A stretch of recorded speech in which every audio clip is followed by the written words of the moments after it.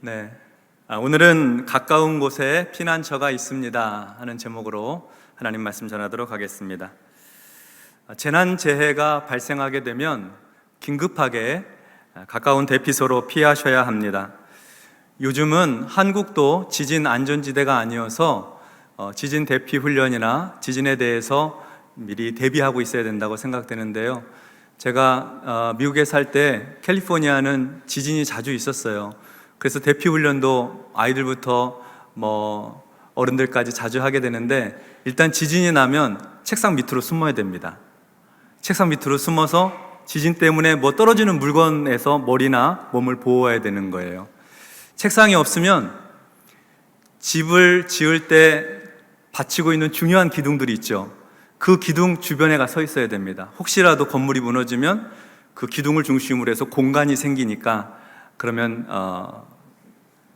살 수 있도록 그렇게 하는 것이죠. 그 지진이 어느 정도 이제 멈추면 밖으로 나와서 넓은 곳으로 이제 가야 되는 것입니다. 지진뿐만 아니라 요즘에는 생화학 무기에 의한 테러나 또 민방공 상황이 발생할 수도 있기 때문에 그에 대한 대비도 필요합니다. 그때는 방풍문이 준비되어 있는 지하 대피소로 피하셔야 된다고 합니다. 방풍문은 외부의 공기가 안쪽으로 들어오지 못하도록 차단하는 그런 시설인 것 같아요. 우리 교회를 중심으로 주변에는 어떤 대피소들이 있을까요? 긴급할 때 좀 피해야 될 텐데 말이죠. 3부 예배에는 특별히 몇 군데 알려드리도록 하겠습니다. 네. 지진 5개 대피 장소가 있고요. 그 다음에 민방위 대피 장소가 있습니다. 지진 5개 대피 장소로는 주로 넓은 운동장이 있는 초중고등학교와 근린공원들입니다. 지진 대피 장소일 뿐만 아니라 실내 구호소가 있는 곳이 있는데요. 할 수만 있으면 대피와 구호를 함께 받을 수 있는 곳으로 피하면 좋겠죠. 두 가지 다 가능한 대피소는 지진일 경우에 발산초등학교가 있고요. 그 다음에 강신초등학교가 대피와 구호가 같이 되는 곳입니다. 민방위 대피소가 있는데, 이런 민방공 상황이 되면은 보통은 그 지하 시설이 있는 곳으로 대피하시면 됩니다. 지하철 인근에 있으면 지하철 다니는 곳으로, 그 다음에 아파트나 빌딩은 지하 주차장으로 그렇게 대피하시면 되거든요. 발산동을 기준으로 해서 찾아보았더니요, 우리가 살고 있는 곳도 있고 또 우리 인근의 주변에 있는 곳도 있습니다. 아마 안전한 시설로 지정을 해놓은 이유가 있을 텐데 몇 군데 말씀드릴게요. 보람 아파트, 태승 회밀리 아파트 3차, 대성 유니드 아파트, 강성 레스트빌 아파트, 그린시티 아파트, 우장산 힐스테이트, 마곡 엠벨리 14, 15단지, 마곡 수명산파크 1단지에서 7단지까지, 화곡 푸르지오 121동에서 128동에 각각 건물의 지하 주차장이 대피소로 그렇게 국가에서 지정을 해 놓았습니다. 안전하게 대피할 수 있도록 시설을 거기에 잘 해놓은 것 같습니다. 그래서 그렇게 지정이 되어 있는데요. 만약을 위해서, 그런 일이 없어야 되겠지만 만약을 위해서 가까운 대피소를 한두 군데 미리 알아두는 것은 필요하겠습니다. 재난과 재해는 국가적으로 또 개인적으로 언제 어디서나 발생합니다. 미리 대비할 수 있는 것도 있지만 어떤 것은 너무나 갑작스러워서 미처 대비할 수 없는 상황도 사실은 많습니다. 우리는 재난과 재해의 때에, 또 고난과 인생의 위기의 때에 어떻게 해야 할까요? 시편 46편 기자는 우리에게 그 길을 제시하고 있습니다. 먼저 1절 말씀 보도록 하겠습니다. 하나님은 우리의 피난처시요 힘이시니 환난 중에 만날 큰 도움이시라. 시인은 하나님이 우리의 피난처라고 말합니다. 피난처는 안전한 곳, 보호받을 수 있는 장소입니다. 그리고 하나님은 우리의 힘이라고 말합니다. 여기서 힘은 일을 이룰 수 있는 힘, 일이 되도록 하는 능력이라는 뜻입니다. 하나님이 우리의 피난처이시고 힘이시기 때문에 우리가 환난, 곧 재난과 재해를 만났을 때에 큰 도움이 되신다는 것이죠. 안전하게 보호받을 수 있고 하나님께 피하면 구원과 회복의 일이 이루어지도록 하나님께서 힘과 능력을 발휘하시기 때문입니다. 그러므로 환난의 때에 우리는 하나님께 피할 수 있습니다. 환난의 때에 하나님을 의지할 수 있다는 것이죠. 그래서 고난과 위기의 순간에 우리는 주님, 내가 주님께로 피합니다, 이렇게 기도할 수 있는 것입니다. 이어서 2절과 3절을 보도록 하겠습니다. 그러므로 땅이 변하든지 산이 흔들려 바다 가운데 빠지든지 바닷물이 솟아나고 뛰놀든지 그것이 넘침으로 산이 흔들릴지라도 우리는 두려워하지 아니하리로다. 2절과 3절에는 재난과 재해의 상황을 시인이 시적인 언어로 표현하고 있습니다. 땅이 변하는 것입니다. 산이 흔들려 바다 가운데 빠집니다. 이렇게 땅이 변하고 산이 흔들려 바다 가운데 빠지는 것은 큰 지진 때문입니다. 지진 때문에 땅이 변하고 산도 무너져서 바다 가운데 잠기는 것이죠. 다른 재해와 재난도 있습니다. 바닷물이 솟아나고 뛰노는 것, 바닷물이 넘쳐서 산이 흔들리는 것도 있습니다. 바닷물이 솟아나고 넘쳐서 산을 흔드는 것을 우리가 쓰나미라고 하죠. 쓰나미와 해일이 땅을 삼키고 산을 흔듭니다. 바닷물이 무섭게 덮쳐오는 것이죠.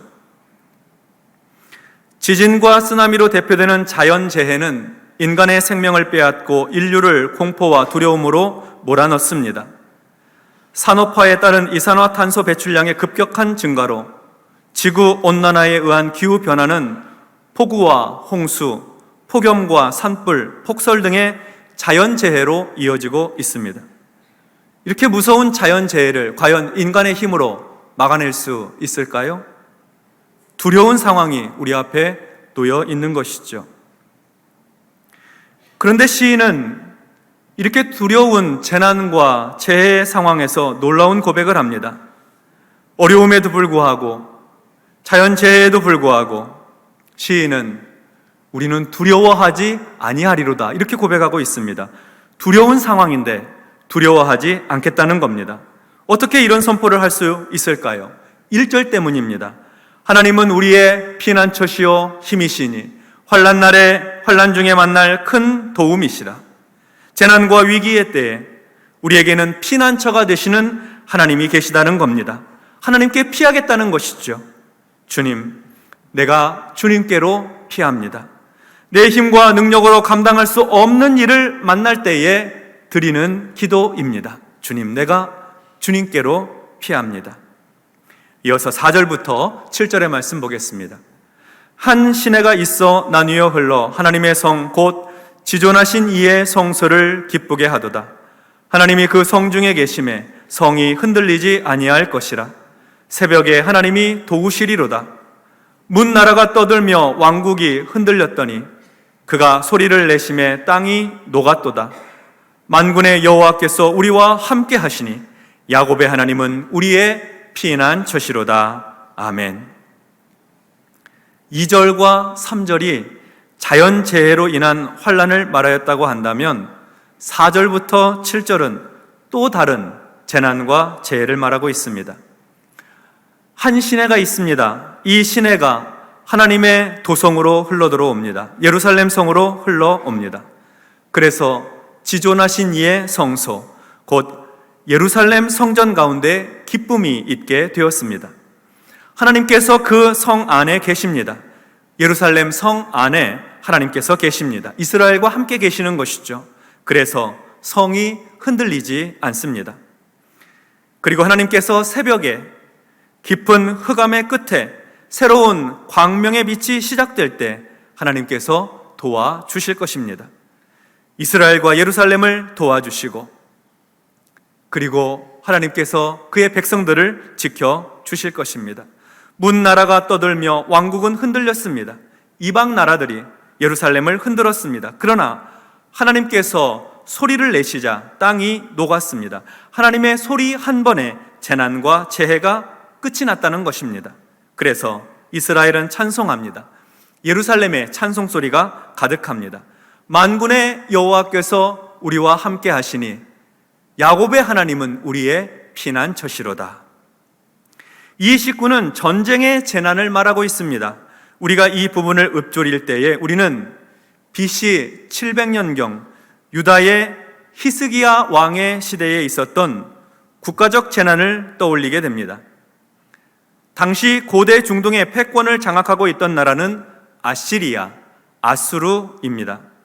아수르는 피지배국에 대해 잔인하기로 소문난 그런 나라였습니다. 억압적이고 폭력적인 정책으로 유명했습니다. 아수르는 이미 북이스라엘을 점령하여 패망시켰습니다. 그리고 이제 남유다를 공격해 들어온 것입니다. 예루살렘이 아수르 군대에 완전히 포위를 당했으니 남유다의 주요한 성읍들은 이미 아수르의 손에 넘어간 셈입니다. 아수르 군대의 포위로 예루살렘에 예상되는 가장 큰 문제는 식량과 식수였습니다. 식량이야 어느 정도 견뎌내겠지만 식수는 예루살렘 성 밖에 있는 기혼샘에서 기르다 먹었는데 이제는 아수르 군대가 성을 다 포위하고 있으니 성 밖에 나갈 수가 없습니다. 물이 없으면 단 며칠 만에 몰살을 당하거나 모두가 다 이제 항복을 해야 하는 상황입니다. 그래서 히스기야는 기혼샘의 물줄기를 예루살렘 성 안으로 끌어들이는 공사를 긴급하게 진행합니다. 약 2,500여 명의 인부들을 동원해서 기혼샘 시작하는 그 지점에서 예루살렘 성 안으로 들어오는 이 지점까지 양쪽에서 공사를 시작해서 그래서 터널을 뚫었습니다. 높이 2m, 폭 80cm, 길이 570m나 되는 대공사였습니다. 이 수로는 바위를 파서 만든 터널로 후에 히스기야 터널이라고 명명되었습니다. 이렇게 긴급한 공사를 통해서 기온샘의 물줄기는 예루살렘 성 안으로 들어왔고 성 안에 작은 못을 만들어서 거기다 물을 담아 놓았는데 이 못의 이름이 실로암입니다. 역대하 32장 30절 기록이 바로 그것인데요.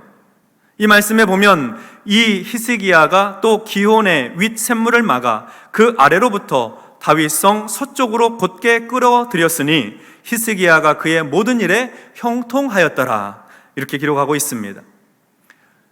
이렇게 하여 아수르 군대의 포위에도 불구하고 예루살렘 성 안에는 마실 물이 넉넉하게 되었습니다. 성이 흔들리지 않았습니다. 그래서 시편 46편의 시인은 한 시내가 있어 나뉘어 흘러, 기온샘을 말하는 거죠. 그 시내가 있어 나뉘어 흘러 하나님의 성 곧 지존하신 이의 성소를 기쁘게 하도다. 예루살렘 성 안으로 물을 끌어들일 수 있었다 하는 말입니다. 하나님이 그 성 중에 계심에 성이 흔들리지 아니할 것이라, 이렇게 노래하였던 것이죠.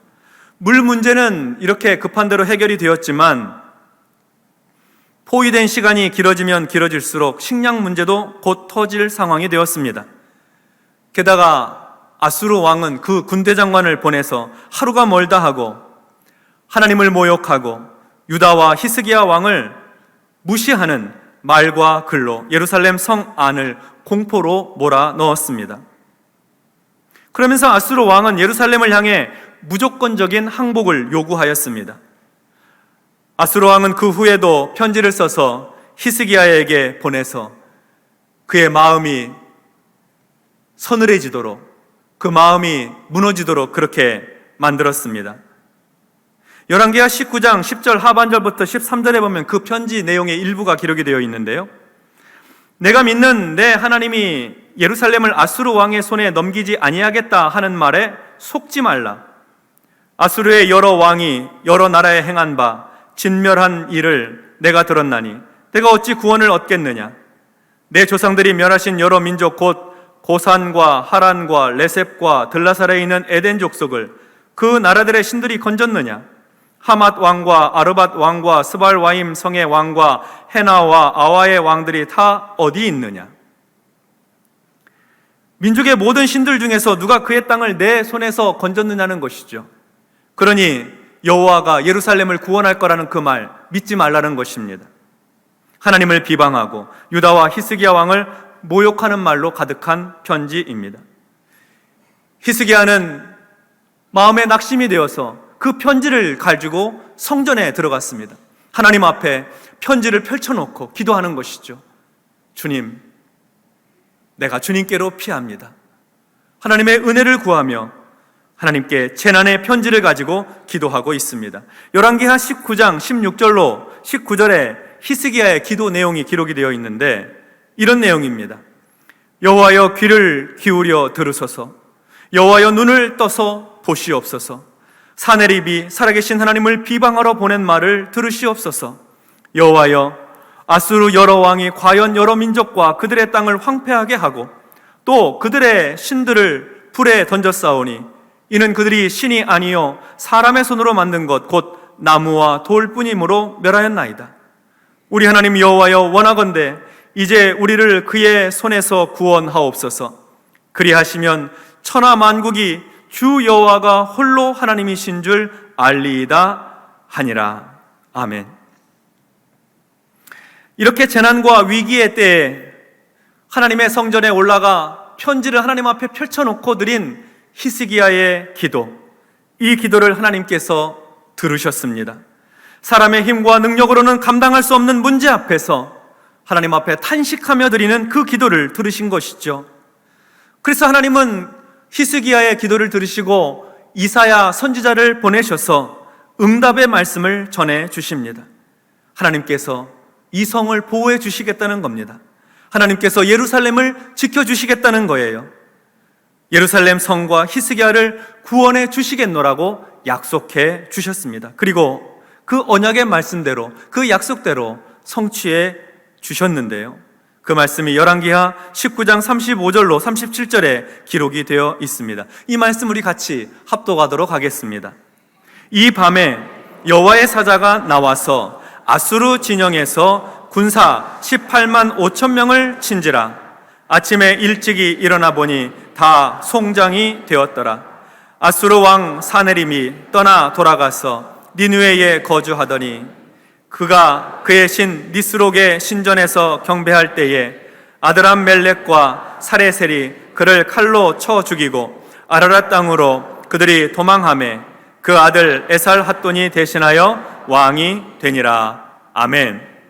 시편 46편 시인은 이 역사를 기억하고 새벽에 하나님이 도우시리라 고백을 하였던 것입니다. 새벽에 하나님께서 그의 사자를 보내셔서 아수르의 대군 18만 5천 명을 그 새벽에 다 치신 거예요. 여호와께서 예루살렘과 히스기야를 안전하게 지켜주시고 보호해 주셨던 것이죠. 그러니 큰 전쟁과 재난의 때에 하나님께 피하라는 것입니다. 만군의 여호와께서 우리와 함께 하시니 야곱의 하나님은 우리의 피난처라는 것입니다. 주님, 내가 주님께로 피합니다. 오늘 본문 8절부터 11절의 말씀을 이어서 보겠습니다. 와서 여호와의 행적을 볼지어다. 그가 땅을 황무지로 만드셨도다. 그가 땅끝까지 전쟁을 쉬게 하시며 활을 꺾고 창을 끊으며 수레를 불사르시는도다. 이르시기를 너희는 가만히 있어 내가 하나님됨을 알지어다. 내가 문 나라 중에서 높임을 받으리라. 내가 세계 중에서 높임을 받으리라 하시도다. 만군의 여호와께서 우리와 함께 하시니 야곱의 하나님은 우리의 피난처시로다. 아멘. 하나님은 전쟁으로 인한 재난과 재해의 때에 땅을 다스리십니다. 역사를 주관하십니다. 그래서 땅 끝까지 전쟁을 쉬게 하실 수 있습니다. 활을 꺾고 창을 끊으며 수레를 불사르십니다. 평화는 사람이 만드는 것이 아닙니다. 역사의 주관자가 만드는 것입니다.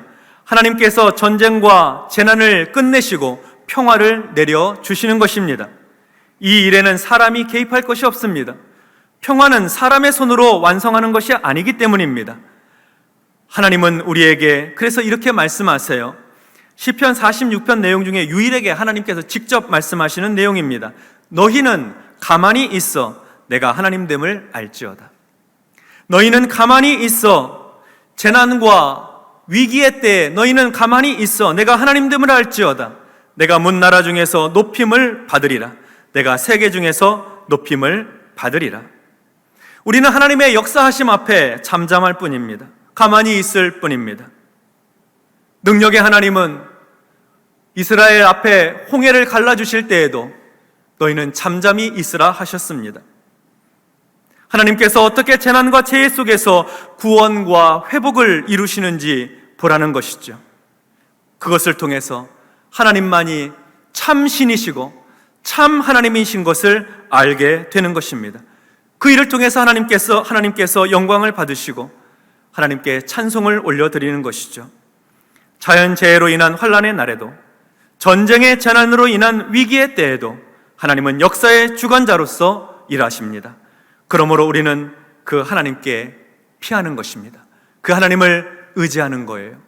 주님, 내가 주님께로 피합니다. 성도 여러분, 우리가 섬기고 우리가 믿는 하나님은 우리의 피난처가 되시는 하나님이십니다. 자연의 재해로 인해 환난을 당할 때에도 하나님은 우리의 피난처이시고, 전쟁의 재난으로 고통을 당할 때에도 하나님은 우리의 피난처이십니다. 그런데요, 그 하나님이 저 멀리 하늘에 계신 피난처가 아니라 지금 여기 우리 곁에 우리와 함께 계시는, 우리 가까이 계시는 피난처이십니다. 하나님을 부르면, 내가 하나님께 피한다고 고백하면 하나님께서는 그래, 내가 여기 있다 하고 우리에게 말씀해 주시는 하나님이십니다. 하나님은 지진 5개 대피 장소보다 가까이 계십니다. 하나님은 민방위 대피소보다 더 가까이 계십니다. 하나님은 그래서 우리에게 이렇게 말씀하시는 거예요. 그들이 부르기 전에 내가 응답하겠고 그들이 말을 마치기 전에 내가 들을 것이며. 얼마나 가까이 계시면 우리가 부르기 전에 응답하시고 얼마나 가까이 계시면 우리가 말을 마치기 전에 다 들으실 수 있겠습니까?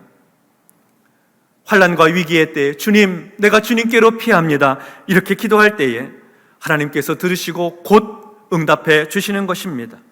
우리가 생각하는 것보다 훨씬 더 가까운 곳에 피난처가 있습니다. 나를 지켜주시고 나를 보호해 주시는 우리 하나님이 내 가까이에 계시는 것입니다. 우리 하나님은 임마누엘 하나님이십니다. 우리와 함께 하시는 하나님이세요. 우리가 믿는 예수님의 이름을 임마누엘이라 하리라 하셨습니다. 하나님이 우리와 함께 계시다는 뜻입니다. 우리가 예수를 믿을 때에 하나님이 우리와 함께 하십니다. 우리 곁에 가까이 계셔서 우리와 함께 하시는 것을 넘어서서 예수 믿을 때 우리 안에 계셔서 우리 가까이 계시는 것입니다. 우리 곁에, 이 옆에 계시는 것도 얼마나 감사한 일이에요. 정말 가까이 계시는 거잖아요. 그런데 우리 안에 임마누엘로 함께 하시는 것은 내 곁에 가까이 계시는 것하고는 비교할 수 없는 차원이 다른 가까이 계심이라는 겁니다. 우리가 예수를 믿을 때, 예수님을 나의 주님으로 고백할 때 하나님께서는 내 안에 계시면서 주님, 내가 주께로 피합니다, 이렇게 고백할 때 그래, 내가 여기 있다 하고 즉각적으로 말씀해 주시는 것입니다. 그래서 환난에서 건져주시고 어려움에서 구원해 주시는 것이죠. 하나님은요, 우리가 재난의 때에, 위기의 때에 하나님께 피하기를 원하십니다. 하나님은 우리에게 은혜 베풀어 주시려고 그의 은혜의 날개를 활짝 펴시고 어려운 시간에, 그 고난의 시간에 그 품에 들어오기를 원하시는 거예요. 주님, 내가 주께로 피합니다. 주께서 품어주시고 안아주시고 안전하게 지켜주시고 위기가 넘어가도록 돌보아 주시는 것입니다. 우리는 재난과 위기의 때뿐만 아니라 하루에도 몇 번씩 이렇게 기도할 수 있습니다. 주님, 내가 주님께로 피합니다. 하나님 가장 기뻐하시는 기도예요. 주님, 내가 주께로 피합니다. 아침에도, 낮에도, 저녁에도, 일터에서도, 가정에서도, 사람을 만날 때에도 주님, 내가 주님께로 피합니다. 나를 도와주십시오. 주께 피하는 성도들마다 피난처가 되시고 힘이 되어주셔서 환난날에 만날 큰 도움 되시는 하나님께서 사망의 음침한 골짜기에서도 건져주시고 깊은 흑암과 수렁에서도 구원해 주시는 놀라운 구속의 은총을 맛보게 주실 것입니다. 주님을 의지하셔서 하나님께 피하셔서 구원과 회복을 경험하는 우리 모든 성도님들 되시기를 주님의 이름으로 축원합니다. 기도하겠습니다. 하나님 아버지, 답답하고 어려운 일 만날 때, 힘들고 고단하고 지칠 때 주님, 우리가 주님께 피합니다. 우리가 주님의 품에 피합니다. 우리가 주님의 은혜의 날개 아래로 피합니다. 주님, 도와주셔서 우리의 피난처가 되어주시고 환난날에 만날 큰 도움이 되어주셔서 어두움의 시간, 고통과 고난의 시간, 사람의 힘과 능력으로 감당할 수 없는 그 시간에 하나님 건져 주시옵소서. 살 길을 열어주시고 하나님의 회복과 치유의 은총을 경험하게 하시며 가난에서 벗어나게 하시고 가정의 위기를 돌파하게 하시고 나라와 민족적인 위기도 넘어설 수 있도록 주님 주께로 피할 때 우리를 구원하여 주옵소서. 예수님 이름으로 기도하옵나이다. 아멘.